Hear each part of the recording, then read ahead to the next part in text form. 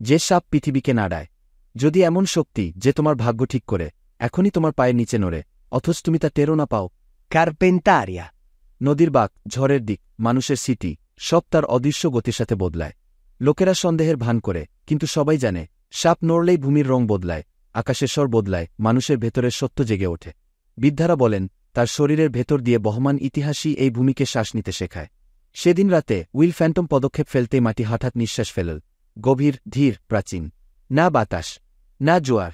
মৃদু কম্পন চেপে উঠল তার গোড়ালি বেয়ে, যেন যুগযুগান্তরের কোনো নীরব সত্য তাকে ছুঁয়ে বলছে, তুমি একা হাঁটছ না। কার্পেন্টারিয়াতে কিছুই তার অনুমতি ছাড়া জন্মায় না। আর সে যখন নিজের অস্তিত্ব স্মরণ করিয়ে দেয়, তখন বুঝতে হবে তোমার ভেতরের যে শক্তিটা তুমি বছরের পর বছর চাপা দিয়ে রেখেছিলে, সেটাই জাগতে শুরু করেছে। সে সেই সত্য প্রকাশ করে যেটাকে তুমি সবচেয়ে বেশি এড়িয়ে গিয়েছিলে। আর প্রকাশের সেই মুহূর্তটাই আসলে রূপান্তরের শুরু। এই সাপ যদি আজ তোমার ভেতর স্পন্দন তোলে, বলো সে কি জাগিয়ে তুলছে। এমন কাউকে ত্যাগ করো যে নিজের মাটির হৃদস্পন্দন শুনতে ভুলে গেছে। আর কাল ফিরে এসো, পৃথিবী এখনও তোমার নিচে নড়ে, তোমাকে ডেকে যায়।